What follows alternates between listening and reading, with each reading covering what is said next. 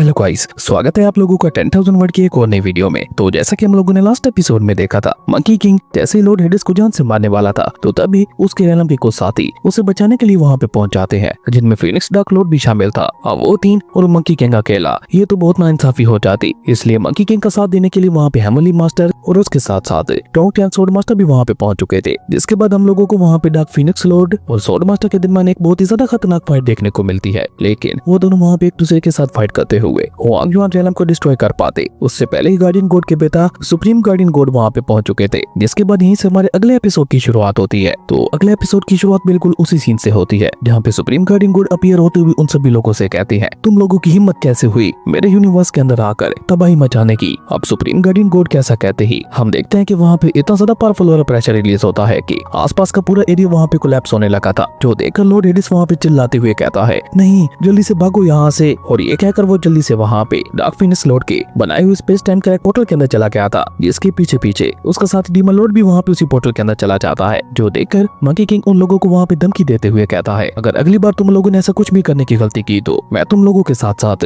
तुम लोगों की पूरी रेलम को डिस्ट्रॉय कर दूंगा। और ये कहकर मंकी किंग भी वहाँ पे एक वर्ड गेट पोर्टल को ओपन करते हुए हेमली मास्टर के साथ सीधा उस वर्ड गेट पोर्टल के अंदर चला गया था। आप पीछे की तरफ बचे थे डार्क फिनिक्स लॉर्ड और टोंग सोर्ड मास्टर। लेकिन सुप्रीम गार्डियन गॉड के चलते अब वो दोनों भी वहाँ पे कुछ नहीं कर सकते थे। इसलिए डार्क फिनिक्स लॉर्ड वहाँ पे टोंग सोर्ड मास्टर से कहता है, यहाँ की सिचुएशन बहुत ज्यादा खराब हो चुकी है, तो अभी के लिए हम दोनों अपनी फाइट को यहीं पे रोक देते हैं। पर ये मत सोचना कि मैं तुम्हें इतनी आसानी से जाने दूंगा। जब भी हम दोनों को सही मौका मिलेगा तो हम दोनों अपना ये हिसाब किताब जरूर से क्लियर करेंगे। और ये कहकर डार्क फिनिक्स लॉर्ड भी वहाँ पे टेलीपोर्टेशन टेक्निक का इस्तेमाल करते हुए वहाँ से गायब हो चुका था। जिसको जाते हुए देखकर सोर्ड मास्टर वहाँ पे कोल्टून में उससे कहता है, मैं हर समय तुम्हारे साथ मुकाबला करने के लिए तैयार हूँ, जब चाहे मुझे बुला लेना। और ये कहकर टोंग सोर्ड मास्टर भी वहाँ से गायब हो गया था, क्योंकि वो सभी लोग अच्छी तरह से जानते थे कि अगर वो सभी लोग वहाँ पे मिल भी जाए तो वो सभी लोग मिलकर भी वहाँ पे सुप्रीम गार्डियन गॉड का मुकाबला नहीं कर पाएंगे। उन सभी लोगों को वहाँ से जाते हुए देखकर सुप्रीम गार्डियन गॉड वहाँ पे कोर्टून में उन सभी लोगों से कहता है, अगर अगली बार गलती से भी तुम लोगों ने ऐसा कुछ भी करने की कोशिश की तो मैं तुम में से किसी के ऊपर भी कोई भी रहम नहीं दिखाऊंगा। और ये कहकर सुप्रीम गार्डियन गॉड भी वहाँ से जा चुके थे। जिसके बाद सीन चेंज होता है और हम लोगों को दोबारा से वहाँ पे ब्लैक सी रेलम का सीन दिखाया जाता है, जहाँ पे अचानक से एक वर्ड गेट पोर्टल ओपन होता है, जिसके अंदर से मंकी किंग वहाँ पे बाहर निकलते हुए वापस आ चुका था। और बाहर आते साथ ही वो वहाँ पे लिन फेंग के डाकुलन और शेओ किंग को भी बाहर निकाल चुका था। पर अभी भी असली लिन फेंग को आजाद करवाना बाकी था। इसलिए मंकी किंग सीधा वहाँ पे उसी फॉर्मेशन के सामने टेलीपोर्ट होते हैं, जिसका इस्तेमाल करते हुए लिन फेंग और प्रिंसेस क्यानिंग को उस डेथ सी रिवर वाली फॉर्मेशन के अंदर ट्रैप किया गया था। मंकी किंग अपनी डिवाइन सुप्रीम एनर्जी का इस्तेमाल करते हुए उस फॉर्मेशन के ऊपर हमला करके उसे वहाँ पे डीएक्टिवेट कर देते हैं। जिसके खत्म होते ही हम देखते हैं कि वहाँ पे लिन फेंग प्रिंसेस क्यानिंग और शाओ टियान के साथ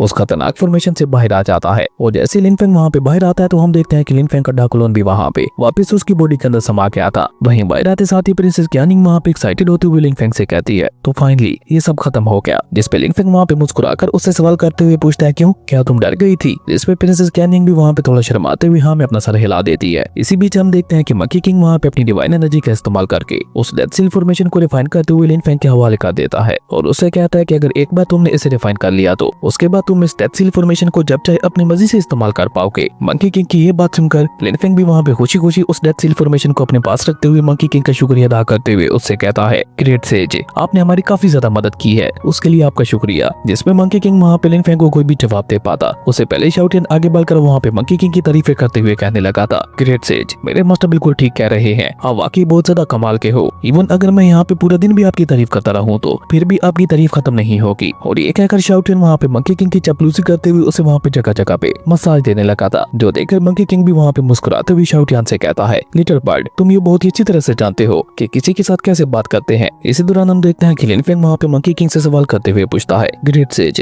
क्या आपके पास कोई ऐसा रास्ता है जिससे मैं एक पल के लिए अपने फादर को देख सकूं? जिसपे मंकी किंग लिन फेंग से कहते हैं कि माफ करना, पर अभी के लिए तुम्हारे पिता चाओएस रियलम के स्पेशल डोमेन में मौजूद है और उस जगह तक पहुंच पाना मेरे भी बस की बात नहीं है। लेकिन हाँ, मैं तुम्हें इतना बता दूं कि तुम्हारे पिता अपनी डिवाइन पावर्स के चलते बिल्कुल ठीक होंगे। और वैसे भी अभी तक तुमने अपने पिता की ट्रू पावर्स को देखा ही कहा है। ग्रैंड एम्परर जो मर्जी कर ले, तुम्हारे पिता कभी भी उस स्पेशल डोमेन को डिस्ट्रॉय करके वापस आ सकते हैं। पर ये कब होगा और कैसे होगा ये हम में से कोई भी नहीं जानता, पर इतना तो पक्का है कि वो वापस जरूर से लौटेंगे। अब मंकी किंग की ये बात सुनकर हम देखते हैं कि शाओ टियान वहाँ पे घबराते हुए कहता है, अरे नहीं, इसका मतलब है कि अगर दोबारा यहाँ पे हमारा सामना किसी खतरे के साथ होता है तो हिज मैजेस्टी हमारी मदद करने के लिए नहीं आएंगे। बॉस, इस तरह तो हम लोग बहुत बड़ी मुसीबत में फंस जाएंगे। शाओ टियान की ये बात सुनकर हम देखते हैं कि मंकी किंग वहाँ पे आगे बढ़ते हुए लिन फेंग से कहता है, देखो लिन फेंग, मैं बार बार तुम्हारी मदद करने के लिए नहीं आ पाऊंगा, अब से खुद तुम्हें अपनी हिफाजत करनी होगी। और खुद से आगे आगे बढ़ने के लिए अपने लिए अलग पाथ भी चुनना होगा। लेकिन अगर कभी तुम्हारा मुकाबला ग्रेट पैरामोडियल वर्ड के साथ होता है तो मैं हमेशा तुम्हारी मदद करने के लिए तैयार रहूंगा। और ये कहकर मंकी किंग उन लोगों को वहाँ पे अलविदा करते हुए वहाँ से जाने लगा था, जो देखकर लिन फेंग वहाँ पे एक बार फिर से मंकी किंग का शुक्रिया अदा करता है। लिन फेंग की ये बात सुनकर हम देखते हैं कि मंकी किंग जो कि वहाँ से जा रहा था, उसे अचानक से वहाँ पे एक और काम याद आता है। वो लिन फेंग से कहता है कि मेरे पीछे आओ, अभी भी कुछ बाकी है और मैं चाहता हूँ कि तुम खुद उसे अपनी आंखों से देखो। और ये कहकर मंकी किंग वहाँ पे लिन फेंग और बाकी सभी को लेकर ब्लैक सी रियलम के बाहर पहुंच चुका था, जहाँ पे एक ऐसी खतरनाक फॉर्मेशन लगी हुई थी। ब्लैक सी रियलम के डीमंस वहाँ के मासूम लोगों के ऊपर अत्याचार किया करते थे और ऊपर से बेचारे ब्लैक सी रियलम के लोग उस खतरनाक फॉर्मेशन के चलते वहाँ से भाग भी नहीं सकते थे। इसलिए मंकी किंग वहाँ पे आते साथ ही अपनी जायंट मास्टर सोल बॉडी को बाहर निकाल लेते हैं, जिसका इस्तेमाल करके मंकी किंग वहाँ पे अपनी डिवाइन स्टिक से एक बहुत ही ज्यादा खतरनाक अटैक को रेडी करते हुए उस फॉर्मेशन के ऊपर एक बहुत ही ज्यादा खतरनाक अटैक चल चुका था, जो कि जैसे उस फॉर्मेशन के साथ टकराता है तो वहाँ पे इतनी ज्यादा तेज स्पिरिचुअल एनर्जी रिलीज होती है कि बेचारा शाउटियान तो उड़ते हुए वहाँ पे पीछे जा चुका था। और देखते ही देखते वो सो कॉल पावरफुल फॉर्मेशन वहाँ पे पूरी तरह से खत्म हो चुकी थी, जिसके साथ ही मंकी किंग की मास्टर सोल बॉडी भी वहाँ से गायब हो जाती है। जो देखकर शाउटियन वहाँ पे एक बार फिर से आगे बढ़कर मंकी किंग की तारीफें करते हुए कहने लगा था, ग्रेट सेज, आप वाकई महान हो। अब ब्लैक सी रियलम के लोगों को उन डीमंस का गुलाम नहीं बनना पड़ेगा। एक तरह से आपने तो इन सभी को आजाद करवा दिया। इसी बीच हम देखते हैं कि लिन फेंग भी वहाँ पे बटरफ्लाई के के लोगों से कहता है, अब तुम सभी लोग सेफ हो तो अब तुम सभी लोग बाहर आ सकते हो। और ये कहकर लिन फेंग वहाँ पे अपने स्पेस पल का इस्तेमाल करते हुए उन सभी को वहाँ पे बाहर निकाल चुका था। और जैसे वो वहाँ पे बाहर आते हैं तो मंकी किंग की नजर वहाँ पे ज़ाओयू के ऊपर पड़ती है, जिसे देखकर मंकी किंग वहाँ पे हैरान होते हुए कहता है, इस लड़की का औरा तो मुझे अपने एक पुराने दोस्त की याद दिला रहा है। मंकी किंग की ये बात सुनकर हम देखते हैं कि लिन फेंग वहाँ पे आगे बढ़कर मंकी किंग से सवाल करते हुए पूछता है, सीनियर, क्या आप बटरफ्लाई के के एंसेस्टर को जानते थे? जिस पे मंकी किंग जवाब देते हुए लिन फेंग को बताता है, हाँ, हमारी काफी सारी डील्स हो चुकी है, जिसके चलते मैं उसे काफी अच्छी तरह से जानता था।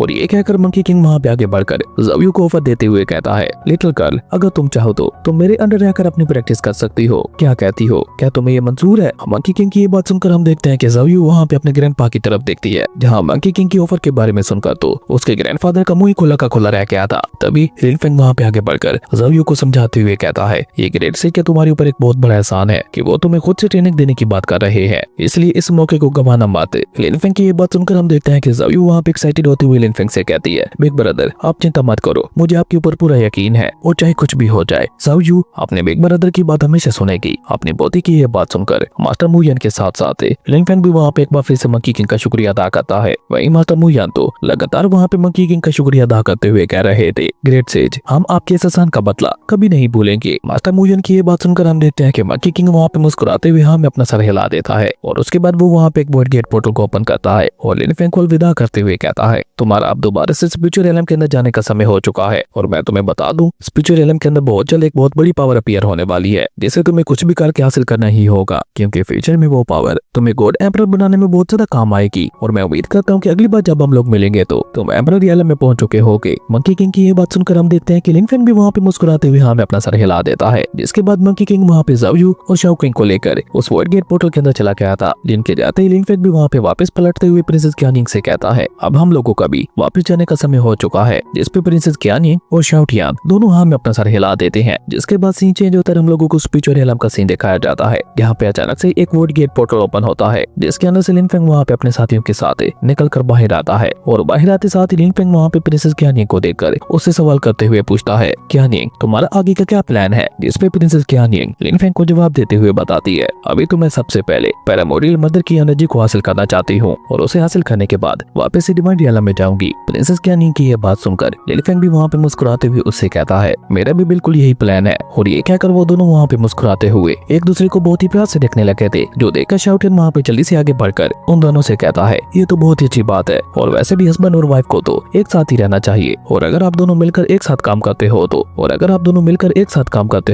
मदर की को हमारे पास आने से कोई भी नहीं रोक पाएगा। लेकिन इससे कि शाओटियन वहाँ पे कुछ भी कह पाता, उससे पहले लिन फेंग उसे वहाँ पे एक थप्पड़ मारते हुए दूर फेंक देता है और खुद वहाँ पे माहौल को थोड़ा लाइट बनाने की कोशिश करते हुए प्रिंसेस क्यानिंग से कहता है कि उन्हें अभी के लिए हम लोग अपनी कल्टीवेशन को स्ट्रॉन्ग बनाने के लिए किसी अच्छी सी जगह की तलाश करें, जहाँ पे हम लोग अपनी कल्टीवेशन की फाउंडेशन को स्ट्रॉन्ग कर सके। जिस पे प्रिंसेस क्यानिंग वहाँ पे मुस्कुराते हुए लिन फेंग से कहती है, मैं तुम्हारे साथ हूँ, जो भी करो। और ये कहते कहते उन दोनों की नजरें वहाँ पे एक बार फिर से मिल चुकी थी, जिसके चलते वो दोनों धीरे धीरे एक दूसरे के पास आने लगे थे। पर वो दोनों बेचारे एक दूसरे के पास आते हुए किस कर पाते, उससे पहले ही वहाँ पे गार्डियन कोड की एंट्री होती है, जिसे वहाँ पे आते हुए देखकर एक पल के लिए शाओटियन वहाँ पे बहुत बुरी तरह से घबरा जाता है, इसलिए वो लिन फेंग के पीछे जाके छुप गया था। वही लिन फेंग को भी वहाँ पे लगता है कि शायद किसी और खतरनाक दुश्मन की एंट्री हो रही है, इसलिए वो भी वहाँ पे सुधान हो गया था। पर ये तो उनका पुराना दोस्त गार्डियन कोड था, जो कि आते साथ ही वहाँ पे मुस्कुराते हुए लिन फेंग से कहता है, एक बार फिर से तुम्हारा स्पिरिचुअल एलम के अंदर स्वागत है। लेकिन गार्डियन कोड की यह बात सुनकर हम देखते हैं कि शाओटियन आगे बढ़कर वहाँ पे इसके ऊपर गुस्सा होते हुए कहता है, तुमने तो हमें डरा ही दिया था, मुझे लगा कोई खतरनाक दुश्मन हमारे ऊपर हमला करने के लिए आ गया है। और ये कहकर शाओटियन अचानक से वहाँ पे फ्लेक्स करते हुए कहता है, शुक्र मनाओ मैंने तुम्हारे ऊपर हमला नहीं किया था, वरना अब तक तुम्हारा खेल खत्म हो चुका होता। लेकिन गार्डियन कोड वहाँ पे शाओटियन की बातों को पूरी तरह से इग्नोर करते हुए लिन फेंग से कहता है, यंग फ्रेंड प्लीज बताओ मुझे हुआंग युआन यूनिवर्स के अंदर क्या हुआ था और अभी के लिए वहाँ की सिचुएशन क्या है। गार्डियन कोड की ये बात सुनकर हम देखते हैं कि लिन फेंग उसे वहाँ पे कोई जवाब दे पाता उससे पहले ही शाओटियन वहाँ पे आगे बढ़कर उसका मजाक उड़ाते हुए कहता है, अगर तुम ये जाने की इतनी ज्यादा खुजली हो रही है तो उस समय वहाँ से भाग क्यों गए थे? तुम बहुत ही ज्यादा मतलबी किस्म के कोड हो, तुम हमेशा तभी सामने आते हो जब मेरे मास्टर हर एक मुसीबत को सॉल्व कर चुके होते हैं। तुम्हें तो अच्छी तरह से मेरे मास्टर का शुक्रिया अदा करना चाहिए कि उन्होंने तुम्हारे लिए इतना सब कुछ किया, इवन तुम्हारे लिए एक इमोर्टल एम्बर तक को खत्म कर दिया। शाओटियन की ये बात सुनकर तो हम देखते हैं कि बेचारे गार्डियन कोड के वहाँ बेहोश हो चुके थे। वो हैरान होते हुए कहता है, ये तुम क्या कह रहे हो? क्या वाकई तुम्हारा मास्टर इमोर्टल एम्पर को भी जान से मार सकता है? ये लड़का आखिर क्या खाता है? ये दिन ब दिन इतना ज्यादा पावरफुल कैसे होता जा रहा है? लड़के मुझे सच सच बताओ, कहीं तुम हर रोज स्पिरिट पिल्स को तो नहीं खा रहे? जिस लिन फेंग वहाँ पे कोल्टून में उससे कहता है कि अभी के लिए यहाँ पे कोई भी मुसीबत नहीं है, सब कुछ ठीक हो चुका है। और रही बात हुआंग युआन यूनिवर्स की, तो वहाँ पे तुम्हारे पिता के आने के बाद सभी लोग शांत हो गए थे। अभी के लिए तुम्हें यहाँ पे एक ही बात के ऊपर ध्यान देना है और वो है पैरामोडियल मदर की वो एनर्जी, जिसे पाने के लिए काफी ज्यादा पावरफुल मास्टर्स यहाँ पे आने वाले हैं। और जब वो सभी मदर की को पाने के लिए आपस में मुकाबला करेंगे तो फिर तुम्हें यहाँ पे एक बार फिर से काफी बड़ी मुसीबत का सामना करना पड़ेगा। लिन फेंग की ये बात सुनकर हम देखते हैं कि गार्डियन कोड वहाँ पे लिन फेंग से सवाल करते हुए पूछता है, प्लीज क्या तुम मुझे बता सकते हो कि वो समय कब आने वाला है, ताकि मैं पहले से ही अपने स्पिरिचुअल एलम को प्रोटेक्ट करने के लिए सारे इंतजाम कर रखूं। जिस पर लिन फेंग उसे वहाँ पे कोल्टून में जवाब देते हुए कहता है कि ये तो कोई भी नहीं जानता, लेकिन जब मदर की एनर्जी अपीयर होगी तो तुम्हें खुद ही उसके बारे में पता चल जाएगा। लिन फेंग की ये बात सुनकर हम देखते हैं कि गार्डियन कोड वहाँ पे उदास होते हुए लिन फेंग से कहता है, एक छोटी सी दुनिया का गार्डियन कोड होने की वजह से मैं हेवनली गॉड एलम के ऊपर से मास्टर्स का मुकाबला नहीं कर सकता, उनका मुकाबला करने के लिए मुझे तुम्हारी मदद चाहिए। और ये कहकर गार्डियन कोड वहाँ पे अपने मन में कहता है, अगर कोई यहाँ पे गॉड किंग रियलम का मास्टर आ गया तो मैं तो चाहकर भी उसका मुकाबला नहीं कर पाऊंगा, इसलिए ऐसे खतरनाक लोगों का मुकाबला करने के लिए मुझे इस लड़के की मदद लेनी ही होगी, क्योंकि अब यही इस खतरनाक सिचुएशन में हमारे स्पिरिचुअल एलम की मदद कर सकता है। और ये कहकर गार्डियन गॉड के फेस के ऊपर एक स्माइल आ चुकी थी, जो देखकर लिन फेंग वहाँ पे उसे कुछ भी कह पाता। उससे पहले शाओटियन आगे बढ़कर वहाँ पे गार्डियन गॉड से कहता है, अगर तुम्हें इस सब के लिए हमारी मदद चाहिए तो बदले में तुम्हें भी हमारी मदद करनी होगी। जब भी मदर की अपीयर होगी तो उसके बारे में सबसे पहले तुम्हें ही पता चलेगा, तुम्हें हमें बताना होगा कि मदर की कहाँ पे अपीयर होने वाली है। शाओटियन की ये बात सुनकर हम देखते हैं कि लिन फेंग वहाँ पे अपना सर पकड़ते हुए कहता है, ये भी ना कभी नहीं सुधरने वाला, किसी का कैसे फायदा उठाना है ये बहुत अच्छी तरह से जानता है। क्योंकि सवाल हमारे स्पिरिचुअल एलम की रक्षा का है तो मैं तुम लोगों से झूठ नहीं बोलूंगा, जहाँ तक मेरा अंदाजा है मदर की स्पिरिचुअल एलम की सी नोट की तरफ अपीयर होने वाली है, वो भी सी नोट के बॉर्डर पर, जहाँ से आगे एंशिएंट गॉड कॉन्टिनेंट का रास्ता स्टार्ट होता है। तुम लोग वहीं पे जाकर इंतजार कर सकते हो। गार्डियन गॉड की ये बात सुनकर हम देखते हैं कि लिन फेंग वहाँ पे उसका शुक्रिया अदा करते हुए एक वॉइड गेट पोर्टल को ओपन कर चुका था, जिसके बाद वो वहाँ पे अपने दोस्तों को लेकर बहुत ही तेजी के साथ स्पिरिचुअल एलम के नूतन सी की तरफ ही निकल चुका था, जिनको जाते हुए देखकर गार्डियन गॉड वहाँ पे सीरियस होते हुए कहता है, मैं उम्मीद करता हूँ सब कुछ सही तरीके से हो जाए, क्योंकि अगर इस सब में फॉरेन रेसेस के लोग भी आ जाते हैं तो ये मामला बद से बदतर हो जाएगा और तब ऐसी खतरनाक सिचुएशन से लड़ पाना मेरे बस के बाहर हो जाएगा। उम्मीद करता हूँ ये लड़का लिन फेंग सब कुछ संभाल लेगा। खैर उसके बाद सीन चेंज होता है, हम लिन फेंग को अपने साथियों के साथ देखते हैं, जो कि वॉइड गेट पोर्टल से होता हुआ नॉर्दर्न सी के बॉर्डर पे पहुंच चुका था, जहाँ पे आते साथ ही शाओटियन तो बेचारा सीधा नीचे आ गिरता है।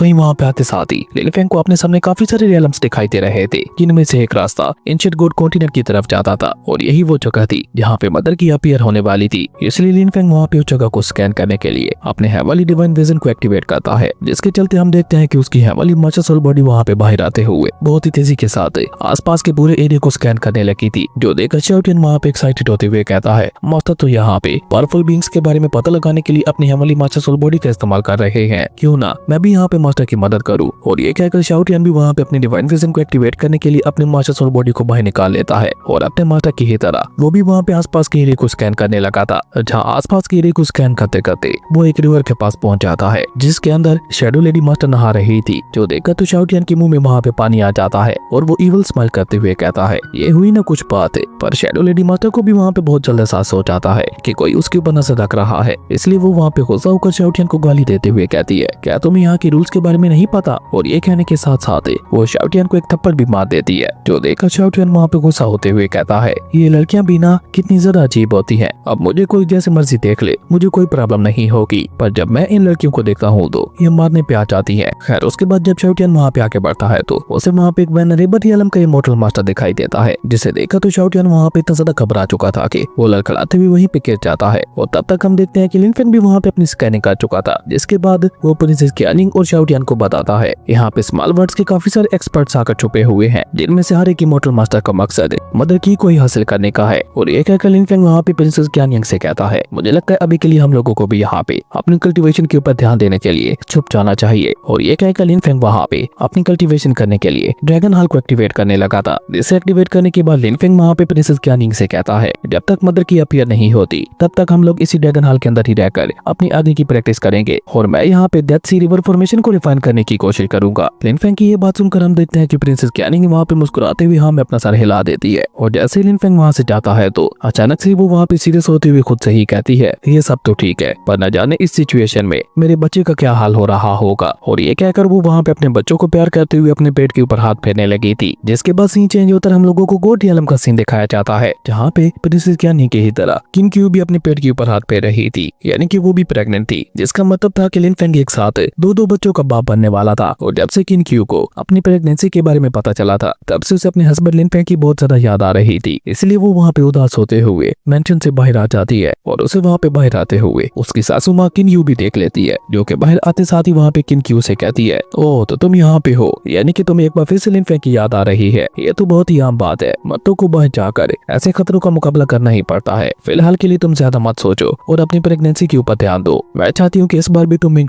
की तरह एक टैलेंटेड बच्चे को जन्म दो। वो अभी सिर्फ कुछ ही सालों का है, पर उसके बावजूद भी वो वर्ल्ड के डियाला में ब्रेक थ्रू कर चुका है। ऐसा टैलेंटेड बच्चा आज तक मैंने अपनी लाइफ में कभी नहीं देखा, इसलिए मैं तुम्हारा शुक्रिया अदा करना चाहती हूँ। तुमने हमें ऐसा प्यारा ग्रैंडसन दिया है जिसकी जितनी तारीफ की जाए उतनी ज्यादा कम है। जिस पे किन की उदास होकर अपनी सासू माँ को जवाब देते हुए कहती है कि वो सब तो ठीक है, पर न जाने क्यों पिछले कुछ दिनों से मुझे लिन फेंग की बहुत ज्यादा याद आ रही है। मुझे ऐसा लगता है कि वो किसी बहुत बड़ी मुसीबत में फंसा हुआ है। मुसीबत में तो लिन फेंग तब फंसेगा जब उसकी दोनों बीवियों का आमना सामना होगा। दोस्तों आप लोगों को क्या लगता है जब उसकी दोनों बीवियों का आमना सामना होगा तो लिन फेंग की क्या हालत होगी? नीचे कमेंट करके जरूर बताना। खैर इसी कमाल के सीन के साथ ही हमारा ये अमेजिंग एपिसोड यहीं पे खत्म हो गया था। अगर आप लोगों को ये वीडियो अच्छी लगी तो लाइक करते हैं और अगर चैनल पे नए आए हो तो सब्सक्राइब करते जाना। तो मिलते हैं एक न्यू वीडियो में, तब तक के लिए बाय।